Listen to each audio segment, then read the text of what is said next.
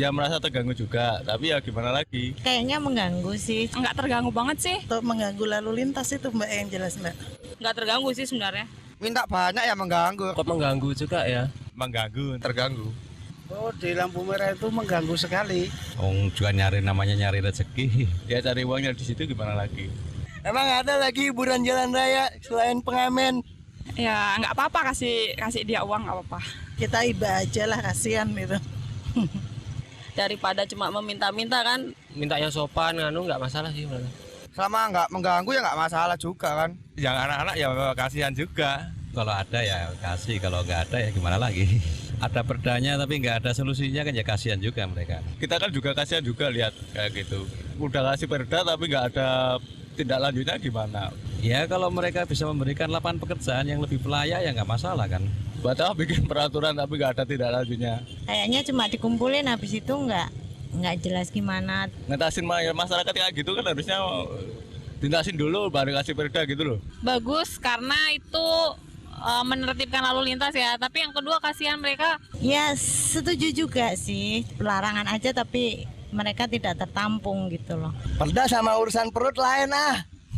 Perda urusan perut. Kalau pemerintah mau ngasih istilahnya lahan pekerjaan untuk mereka ya mungkin mereka nggak ada ngamen lagi sih Mbak.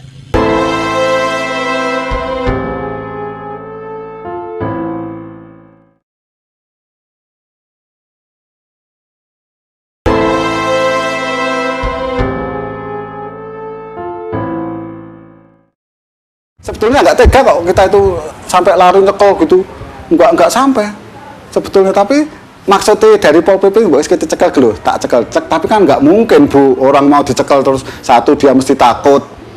Maksudnya kalau dia cekel di sana cuma mau dibina.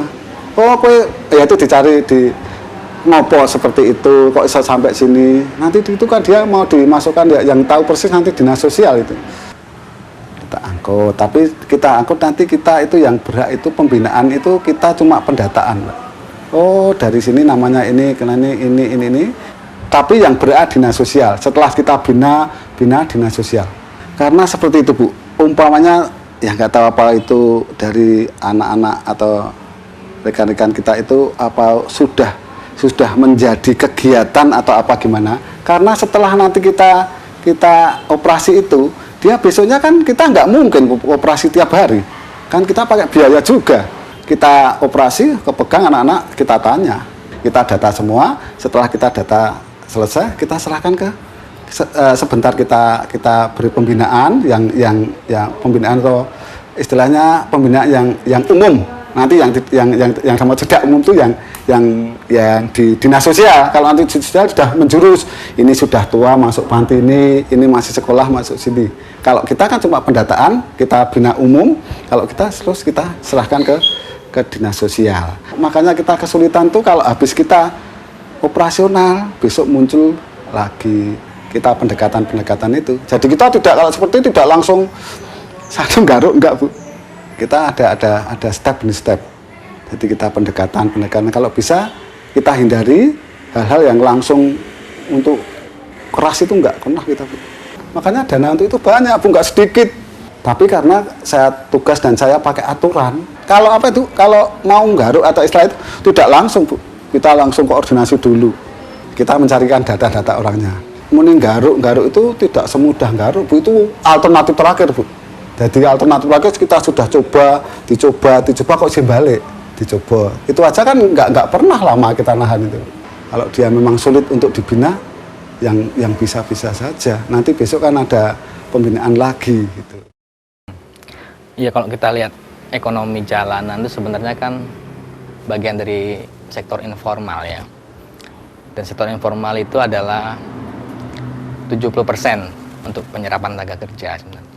Jadi yang formal itu hanya 30%. Kita ngomong sektor informal, dengan sendirinya kita harus juga melihat sektor formal itu sendiri. Jadi kalau kita runut, sebenarnya sektor informal kan sudah ada jauh sebelum formal itu ada. Jadi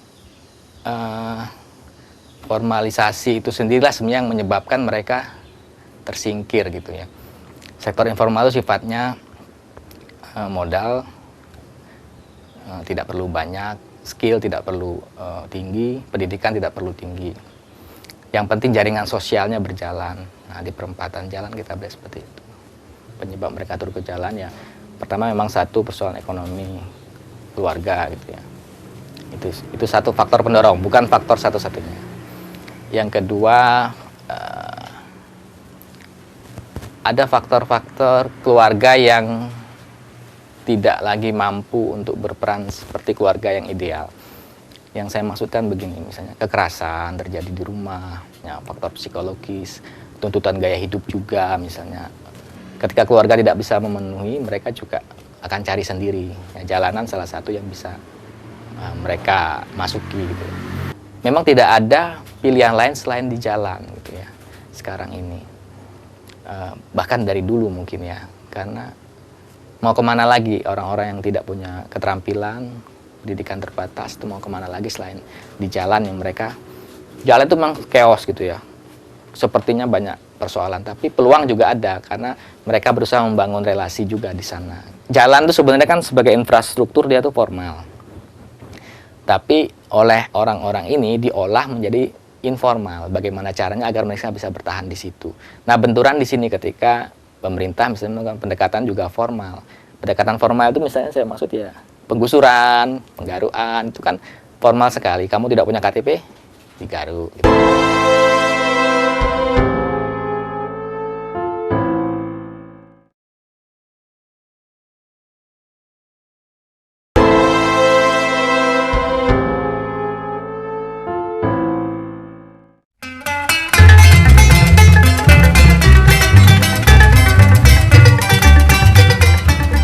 Sempat kerja juga waktu pulang kampung di salah satu dealer apa kayak Telkomsel, Indosat, pokoknya salah satu dealer itu pernah jadi cleaner, pernah grosir sembako, pernah.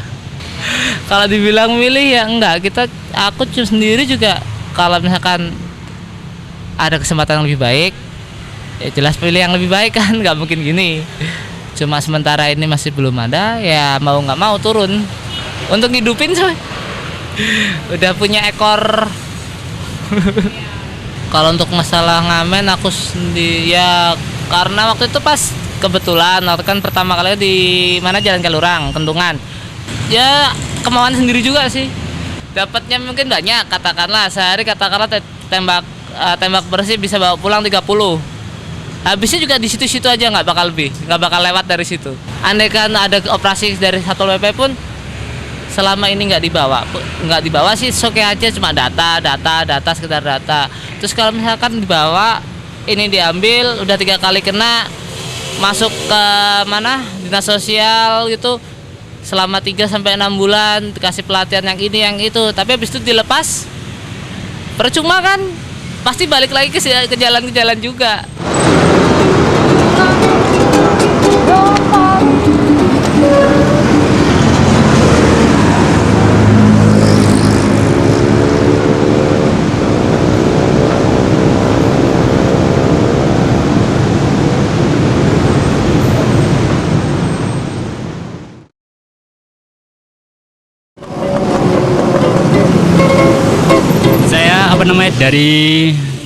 dari sejak gimana dari kecil sih.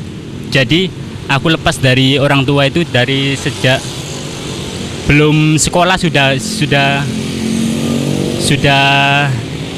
lepas dari orang tua, terus di jalanan itu. Aku dulu ngamenku di terminal, terus ikut bis gitu, bis besar itu. Yang paling mungkin untuk cari uang itu ngamen. Kalau butuh apa gitu terus ngamen, terus kalau sudah ya udah nggak kerja lagi. Ya bangun tidur, pengen ngopi, ngamen. Terus setelah itu sudah nongkrong. Terus kalau apa lapar gitu, ngamen lagi. Setelah itu sudah. Terus apa namanya garuan itu?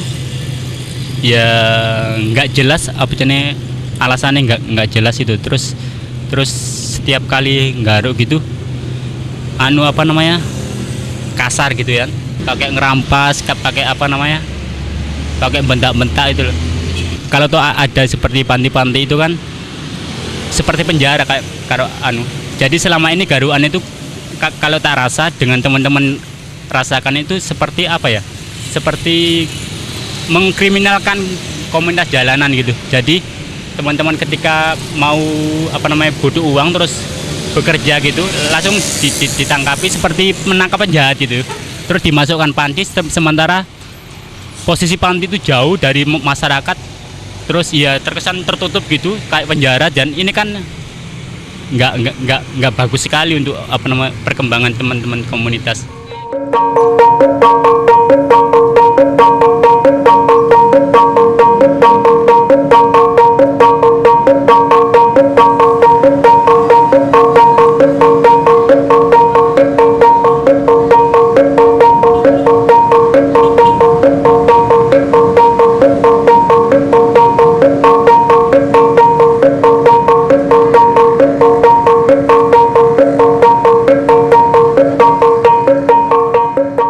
Aku ingin sekali melestarikan kebudayaan kita. Kenapa sih dari hasil kerja keras nenek moyang kita malah dilupakan, hasil karya orang lain malah dilestarikan. Aku lebih baik ngamen di perempatan. Karena apa? Banyak pelancong-pelancong dari turis-turis asing, entah itu dari Jerman, Amerika, kita nggak tahu dari Cina atau dari Hong Kong. Dia pun dia itu biar tahu bener-bener turun. Aku dikasih ya alhamdulillah, kalau enggak ya enggak apa-apa. Dikasih, aku misalnya maju ke depan, dia enggak ngasih, enggak apa-apa. Mungkin lain kali atau kapan. Aku pikirnya cuma kayak gitu. Janganlah ya istilahnya kalau digaruk yang lainnya lah, jangan kesenian kayak ini.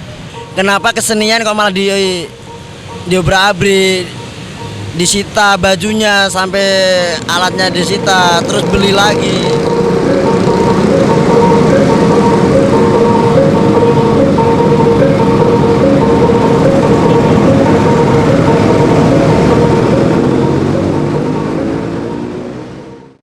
Karena saya dulu ya kerja buruh nyuci berapa, karena gusuran YIN itu sudah nggak ada orang. Saya bagaimana kerja, nanti kerja apa, nggak bisa jualan, nggak ada uang.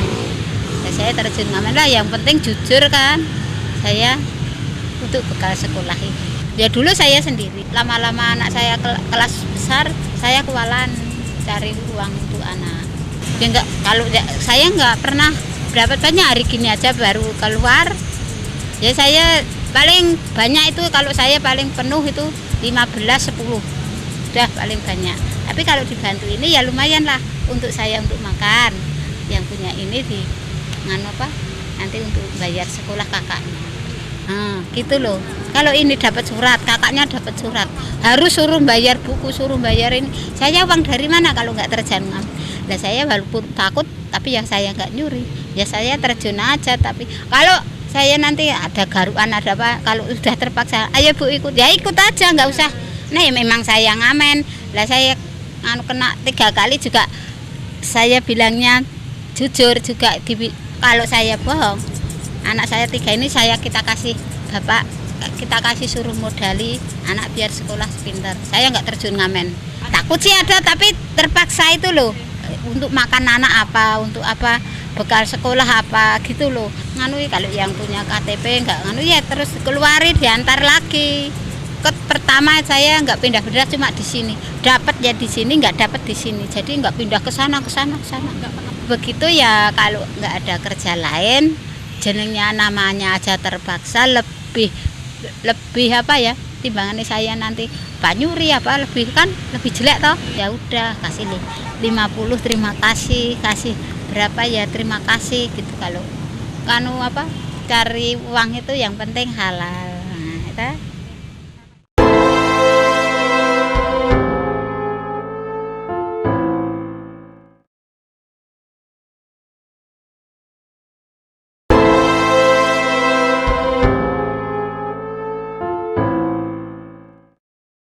bagi kita anak jalanan adalah permasalahan sosial. Jadi harus kita tangani dan harus kita ada upaya solusi untuk penanganannya. Paradigma kita bahwa gelandangan pengemis dan anak jalanan itu adalah suatu masalah.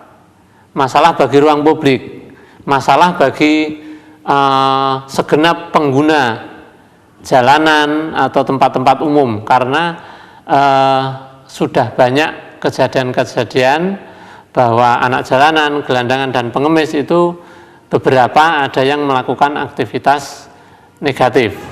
Disinyalir di situ banyak gelandangan pengemis dan anak jalanannya itu untuk mengupayakan bagaimana ruang publik itu tidak mengganggu aktivitas sosial lainnya, terutama di Kabupaten Sleman, Bantul, dan Kota Yogyakarta itu sudah ada himbauan untuk tidak memberikan sesuatu, ya, uang dan lainnya kepada gelandangan pengemis dan anak jalanan. Himbauannya adalah untuk diberikan kepada panti atau lembaga sosial yang menangani permasalahan tersebut. Para pengguna jalan dan ruang publik itu tidak memberikan uang kepada mereka. Jadi sebelum adanya razia, terutama untuk gelandangan dan pengemis, itu kita ada rapat koordinasi dulu. Kita menjalin erat hubungan dengan Satpol PP, pihak kepolisian, pelaksanaan razia khusus untuk gelandangan pengemis, itu kita duduk bersama untuk membahas yang akan kita lakukan itu. Ya, setelah dilakukan razia, kita tempatkan dalam suatu panti. Kita tidak menutup mata bahwa faktor ekonomi lah yang paling berperan di situ. Itu. Nah, keberadaan panti itu kan ada di tengah-tengah masyarakat. Jadi kita juga harus menciptakan kondisi sosial yang baik juga dengan masyarakat. Kalau kita tidak membuat suatu panti yang rapat, itu kan mereka bersosialisasi dengan masyarakat sekitar panti. Nah, dulu awalnya itu memang kita bebaskan. Banyak di sekitar itu ada pencurian, ya mereka yang melakukan kayak gitu. Sebetulnya Dinas Sosial Provinsi sudah berusaha, ya, karena tentu saja kita kan hanya sebagai fasilitator, nggak bisa harus begini, harus begitu.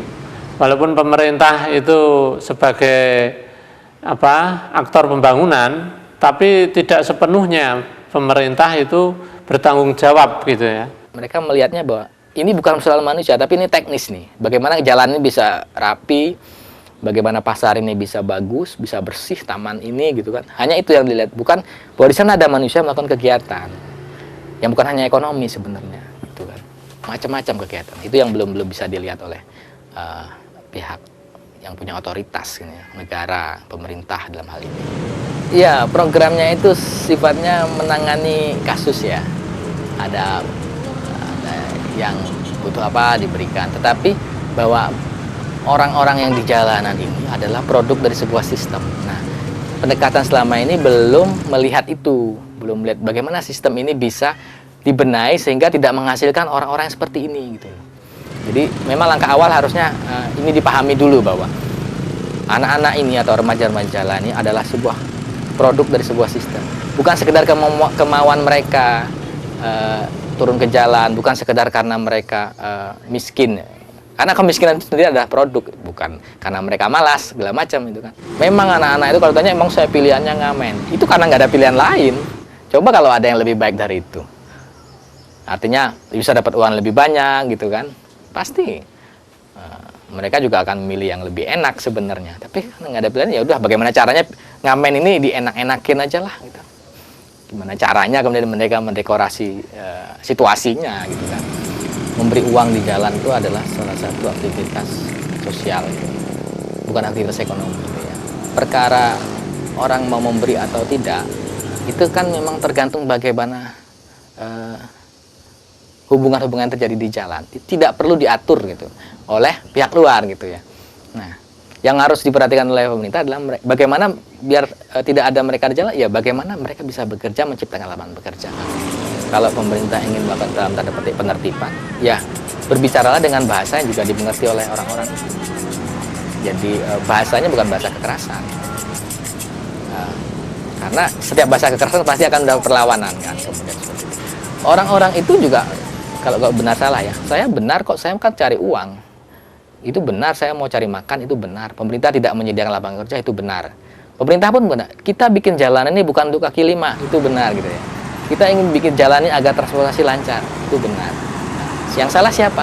Yang salah ketika ini tidak bisa mempertemukan ini dalam satu dialog yang setara. Itu kesalahan. Yang paling bertanggung jawab kan negara, terus sementara yang menjalankan negara itu kan pemerintah, terus pemerintah belum mampu. Jangan sekali-kali ikut turun ke jalan gitu aja dah. Yang jelas nggak ada enaknya sama sekali, serius. Sekarang itu baru susah Mbak cari uang, nggak seperti dulu kan.